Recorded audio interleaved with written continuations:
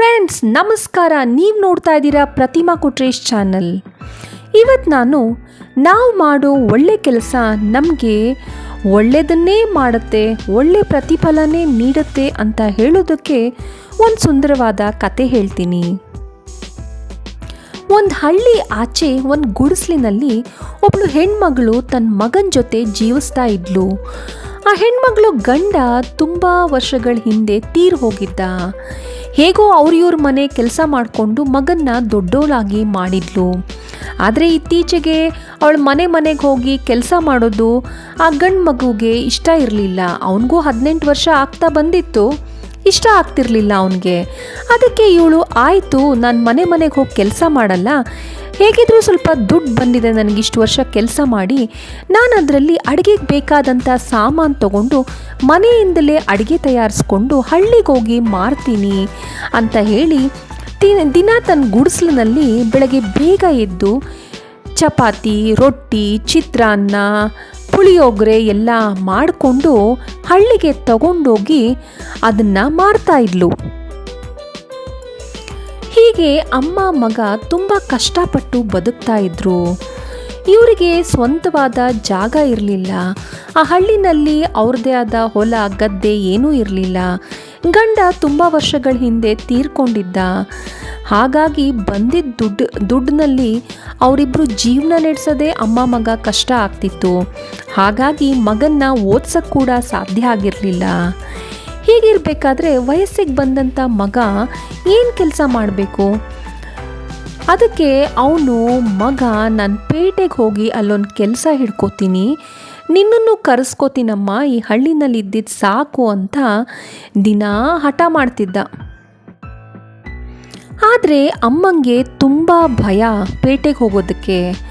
ನಮ್ಮ ಹತ್ರ ಜಾಸ್ತಿ ದುಡ್ಡಿಲ್ಲ, ನಮಗೆ ಪರಿಚಯ ಇರೋರು ಪೇಟೆನಲ್ಲಿ ಯಾರೂ ಇಲ್ಲ, ಓದು ಬರಹ ನಮಗೆ ತಿಳಿದಿಲ್ಲ, ನಮಗೆ ಯಾರಾದರೂ ಆರಾಮಾಗಿ ಮೋಸ ಮಾಡ್ಬೋದು, ನಾವೇನು ಗೊತ್ತಿಲ್ಲದೆ ಇರೋ ಜನ ಅಪ್ಪ, ಪೇಟೆ ಸಹವಾಸ ಬೇಡ, ಹೇಗೋ ಹಳ್ಳಿನಲ್ಲಿದ್ದೀವಿ, ಇಲ್ಲೇ ಬದುಕೋಣ ಅಂತ ಅಮ್ಮ.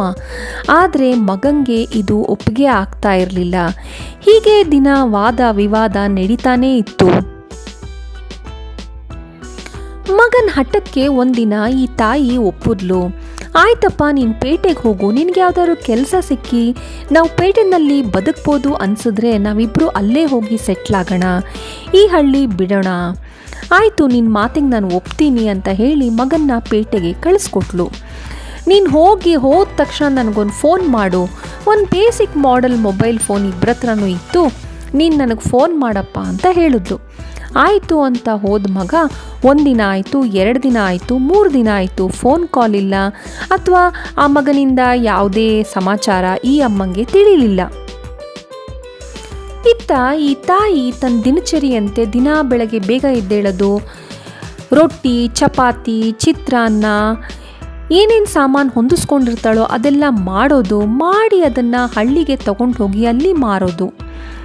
ಮತ್ತು ಬರಬೇಕಾದ್ರೆ ಅವಳ ಹತ್ರ ಏನೇನು ಮಿಕ್ಕಿರುತ್ತೋ, ಚಪಾತಿನೋ, ರೊಟ್ಟಿನೋ, ಚಿತ್ರಾನ್ನನೋ, ಅದನ್ನು ಆ ದೇವಸ್ಥಾನದ ಜಗಲಿ ಮೇಲೆ ಒಬ್ಬ ಕುಂಟ ಕೂತಿರ್ತಿದ್ದ. ಅವನು ಯಾವತ್ತೂ ಯಾರ ಜೊತೆನೂ ಮಾತಾಡ್ತಿರ್ಲಿಲ್ಲ. ಈ ಒಂದು 10 ದಿನದ ಹಿಂದೆಯಿಂದ ಅವ್ರ ಹಳ್ಳಿಗೆ ಬಂದು ಕೂತ್ಕೋತಿರ್ತ. ಅವನು ಎಲ್ಲಿಂದ ಬಂದಿದ್ನೋ ಯಾರಿಗೂ ಗೊತ್ತಿರಲಿಲ್ಲ. ಆದರೆ ಅವನು ಭಿಕ್ಷೆನೂ ಬೇಡ್ತಿರ್ಲಿಲ್ಲ. ಸದಾ ದೇವರ ಹಾಡನ್ನು ಗುನುಕ್ಕೊಂಡು ತನ್ನ ಪಾಡಿಗೆ ತಾನಿರ್ತಿದ್ದ. ಹೀಗೆ ಬರಬೇಕಾದ್ರೆ ತನ್ನ ಹತ್ರ ಏನು ಮಿಕ್ಕಿರ್ತಿತ್ತೋ ಅದನ್ನು ಆ ಕುಂಟಂಗೆ ಕೊಡ್ತಿದ್ಲು. ಆ ಕುಂಟ ಒಂದು ಧನ್ಯವಾದನೂ ಹೇಳ್ತಿರ್ಲಿಲ್ಲ, ಇವಳು ಮುಖನೂ ನೋಡ್ತಿರ್ಲಿಲ್ಲ, ಒಂದು ಮುಗುಳ್ನಗೆ ಸಹ ಬೀರ್ತಾ ಇರಲಿಲ್ಲ. ಇವಳು ಕೊಡೋದು ಕೊಟ್ಟು ಮನಸ್ಸಲ್ಲಿ ಬೈಕೋತಿದ್ಲು, ಏನೀಯಪ್ಪ, ನಾನು ದಿನ ತಂದು ಊಟ ಕೊಡ್ತೀನಿ, ಇಲ್ಲ ಅಂದರೆ ಈ ಹಳ್ಳಿನಲ್ಲಿ ಇವನ ಕಡೆ ತಿರುಗಿ ನೋಡೋರೇ ಗತಿ ಇಲ್ಲ, ಆದರೂ ಇವನೊಂದು ಧನ್ಯವಾದ ಹೇಳಲ್ಲ, ನನಗೆ ಒಂದು ನಗು ಬೀರಲ್ಲ, ಎಂಥ ಮನುಷ್ಯನಪ್ಪ ಇವನು ಅಂತ ಬೈಕೊಂಡು ಬರ್ತಿದ್ಲು. ಆದರೆ ಇವಳು ಊಟ ಕೊಟ್ಟ ತಕ್ಷಣ ಆ ಕುಂಟ ಒಂದು ಮಾತು ಹೇಳ್ತಿದ್ದ, ಬೇರೆಯವ್ರಿಗೆ ಒಳ್ಳೇದು ಮಾಡಿದ್ದು ವಾಪಸ್ ಬಂದೇ ಬರುತ್ತೆ ಅಂತ ಹೇಳ್ತಿದ್ದ. ಇವಳು ಅದಕ್ಕೂ ಬೈಕೊಂಡವಳು, ಯಾವಾಗಲೂ ಇವೊಂದು ಇದೇ ಆಗೋಯ್ತು, ಬೇರೆ ಮಾತಾಡೋದೇ ಇಲ್ಲ ಅಂತ ಹೇಳಿಕೊಂಡು ವಾಪಸ್ ಬರ್ತಿದ್ಲು. ಹೀಗೇ ನಡೀತಿತ್ತು. 1 ವಾರ ಆಯಿತು. 1 ವಾರದ ಮೇಲೆ ದಿನಗಳು ಎಣ್ಸೋಕ್ಕೆ ಶುರು ಮಾಡಿದ್ಲು. ಏನಾಗಿರ್ಬೋದು ನನ್ನ ಮಗನಿಗೆ, ಏನಾದ್ರು ಹೆಚ್ಚು ಕಡಿಮೆ ಆಗಿದೆಯಾ ಅಂತ ದಿನ ಯೋಚನೆ ಮಾಡ್ತಿದ್ಲು. ಹೀಗೆ 10ನೇ ದಿನ ಆಯಿತು. ಅವತ್ತು ಯಾಕೋ ಅವಳ ಮನಸ್ಸು ತುಂಬ ಒದ್ದಾಡ್ತಿತ್ತು.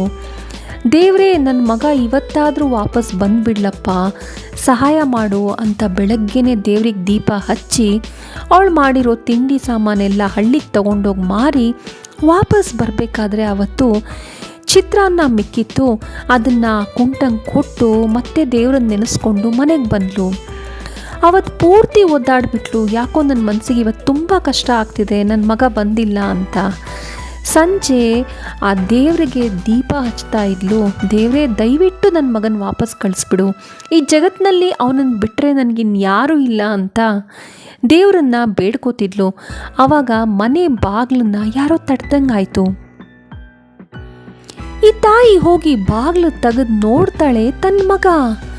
ಅಯ್ಯೋ ದೇವ್ರೆ, ಇದೇನಪ್ಪ ಹೀಗಾಗ್ಬಿಟ್ಟಿದ್ದಾನೆ ಅಂತ ನೋಡ್ತಾ ಇರ್ತಾಳೆ. ಕೃಶವಾದ ದೇಹ, ಅಲ್ಲಲ್ಲಿ ಗಾಯಗಳ ಗುರುತು, ಕೆಲವೊಂದು ಕಡೆ ರಕ್ತ ಇನ್ನೂ ಹೆಪ್ಪುಗಟ್ಟಿದೆ, ಸುಸ್ತಾಗ್ಬಿಟ್ಟಿದ್ದಾನೆ. ಬಾಗಿಲು ತೆಗೆದ ತಕ್ಷಣ ಅಲ್ಲೇ ಕುಸ್ದು ಹೋದ ಮಗನ ಕಂಡು ಈ ತಾಯಿಗೆ ಸಹಿಸ್ಕೊಳಕ್ಕಾಗಲ್ಲ. ಸ್ವಲ್ಪ ಅವನಿಗೆ ನೀರು ಕುಡಿಸಿ ಎಚ್ಚರ ಮಾಡ್ತಾಳೆ. ಯಾಕಪ್ಪ, ಏನಾಯಿತು ಅಂತ ಹೇಳಿದಾಗ ಆತ ತನ್ನ ಕತೆ ಹೇಳ್ತಾನೆ.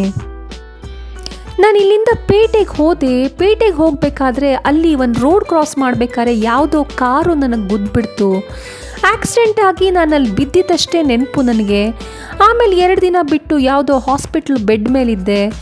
ನಾನು ಹಳ್ಳಿಯಿಂದ ತೊಗೊಂಡು ಹೋಗಿದ್ದು ನನ್ನ ಬಟ್ಟೆ ಬರೆ, ನನ್ನ ಫೋನು, ದುಡ್ಡು ಯಾವುದು ನನ್ನ ಹತ್ರ ಇರಲಿಲ್ಲ. ಹಾಸ್ಪಿಟ್ಲವರು ಡಿಸ್ಚಾರ್ಜ್ ಮಾಡಿಬಿಟ್ರು. ನನ್ನ ಹತ್ರ ದುಡ್ಡಿಲ್ಲ, ನನ್ನವ್ರು ಯಾರೂ ಇಲ್ಲ ಅಂತ ಗೊತ್ತಾಗಿ. ಆದರೆ ಆವಾಗ ಇನ್ನೂ ನಾನು ಓಡಾಡೋ ಸ್ಥಿತಿಲೂ ಇರಲಿಲ್ಲ.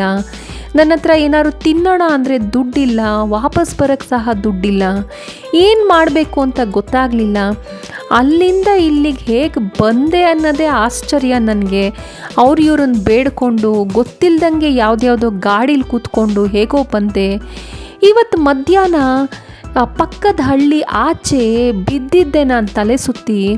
ಆವಾಗ ಯಾರೋ ಒಬ್ಬ ಕುಂಟ ನನಗೆ ತಗೋ ಚಿತ್ರಾನ್ನ ತಿನ್ನು, ದಿನ ನಾನು ಆ ಯಮ್ಮ ಕೊಡೋ ಊಟದಲ್ಲೇ ಬದುಕ್ತಿದ್ದೀನಿ, ಆದರೆ ಇವತ್ತು ಇದರ ಅವಶ್ಯಕತೆ ನನಗಿಂತ ನಿನಗೆ ಜಾಸ್ತಿ ಇದೆ ಅಂತ ಆ ಚಿತ್ರಾನ್ನನ ನನಗೆ ಕೊಟ್ಟ. ನಾನು ಆ ಚಿತ್ರಾನ್ನ ತಿಂದೆ. ಸ್ವಲ್ಪ ಮೈಗೆ ಶಕ್ತಿ ಬಂದಂಗೆ ಆಯಿತು. ಏಕೆಂದರೆ ತುಂಬ ದಿನಗಳಾಯಿತು ನಾನು ಒಂಚೂರು ಸರಿಯಾಗಿ ಊಟ ಮಾಡಿ. ಅದಕ್ಕೆ ಆ ಚಿತ್ರಾನ್ನ ತಿಂದು ಸ್ವಲ್ಪ ಹೊತ್ತು ಸುಧಾರಿಸ್ಕೊಂಡೆ. ಹೇಗೋ ಸ್ವಲ್ಪ ಓಡಾಡೋ ಶಕ್ತಿ ಬಂತು. ಅಲ್ಲಿಂದ ನಾನು ಇಷ್ಟೊತ್ತಿಗೆ ಇಲ್ಲಿಗೆ ಬಂದೆ ಅಮ್ಮ, ಇದು ನಡೆದಿದ್ದು ಅಂತ ತನ್ನ ತಾಯಿಗೆ ಎಲ್ಲನೂ ಹೇಳ್ಕೊತಾನೆ. ಆ ತಾಯಿಗೆ ತುಂಬ ಹೊತ್ತು ಹಿಡಿಯಲ್ಲ ಯಾರ ಕುಂಟ ಅಂತ ಗೊತ್ತಾಗಕ್ಕೆ. ದಿನ ಬೈಕೋತಿದ್ದೆ, ಇವನೇನು ಒಂದು ಧನ್ಯವಾದ ಹೇಳಲ್ಲ, ಒಂದು ಮುಗುಳ್ನಗೆ ಬೀರಲ್ಲ, ದಿನ ನಾವು ಮಾಡೋ ಒಳ್ಳೆ ಕೆಲಸ ನಮ್ಗೆ ವಾಪಸ್ ಬರುತ್ತೆ ಅಂತಷ್ಟೇ ಹೇಳ್ತಿದ್ದ. ಆದರೆ ಅವನು ಹೇಳಿದ ಮಾತು ಸತ್ಯ. ಇವತ್ತು ನಾನು ಮಾಡಿದ ಒಳ್ಳೆ ಕೆಲಸ ಅವನಿಗೆ ಊಟ ಕೊಟ್ಟಿದ್ದು, ಅದೇ ಊಟ ಇವತ್ತು ನನ್ನ ಮಗನ್ನ ಕಾಪಾಡಿ ನನ್ನ ಮನೆ ತನಕ ವಾಪಸ್ ಕಳಿಸಿದೆ. ದೇವರೇ, ನಿನಗೊಂದು ಧನ್ಯವಾದ ಅಂತ ಹೇಳ್ತಾ ಕುಂಟನಿಗೂ ಮನಸ್ಸಿನಲ್ಲೇ ಧನ್ಯವಾದ ಅರ್ಪಿಸಿ, ಅವನು ಹೇಳೋ ಮಾತು ನಿಜ ಅಲ್ವಾ, ನಾವು ಮಾಡೋ ಒಳ್ಳೆ ಕೆಲಸಗಳು ನಮ್ಗೆ ಆ ಕ್ಷಣಕ್ಕೆ ಪ್ರತಿಫಲ ಕೊಡದೇ ಇದ್ದರೂ ಯಾವುದೋ ಒಂದು ದಿನ, ಯಾವುದೋ ಒಂದು ಕ್ಷಣ, ಎಷ್ಟು ದಿನಗಳು ಬಿಟ್ಟರೂ ಸರಿ, ಅದು ನಮಗೆ ವಾಪಸ್ ಬಂದೇ ಬರುತ್ತೆ. ನಮ್ಗೆ ಒಳ್ಳೆ ಪ್ರತಿಫಲ ನಾವು ಮಾಡೋ ಒಳ್ಳೆ ಕೆಲಸದಿಂದ ಸಿಕ್ಕೇ ಸಿಗುತ್ತೆ. ಇಷ್ಟು ಹೇಳ್ತಾ ನಾನು ಈ ವಿಡಿಯೋನ ಇಲ್ಲಿಗೆ ಮುಗಿಸ್ತಾ ಇದ್ದೀನಿ. ನಿಮಗೆ ಕತೆ ಇಷ್ಟ ಆದರೆ ದಯವಿಟ್ಟು ಒಂದು ಲೈಕ್ ಕೊಡಿ. ಈ ಥರ ಮೋಟಿವೇಶ್ನಲ್ ಮೆಸೇಜಸ್ಗೆ ಪ್ರತಿಮಾ ಕೊಟ್ರೇಶ್ ಚಾನಲ್ಗೆ ಈ ಕೂಡಲೇ ಸಬ್ಸ್ಕ್ರೈಬ್ ಆಗಿ. ನಿಮ್ಮ ಫ್ರೆಂಡ್ಸ್ ಜೊತೆ ಈ ವಿಡಿಯೋನ ಶೇರ್ ಮಾಡಿ, ಲೈಕ್ ಮಾಡಿ. ಮತ್ತೆ ಸಿಗೋಣ ಮುಂದಿನ ವಿಡಿಯೋದಲ್ಲಿ. ಅಲ್ಲಿ ತನಕ ಟೇಕ್ ಕೇರ್. ನಮಸ್ತೆ.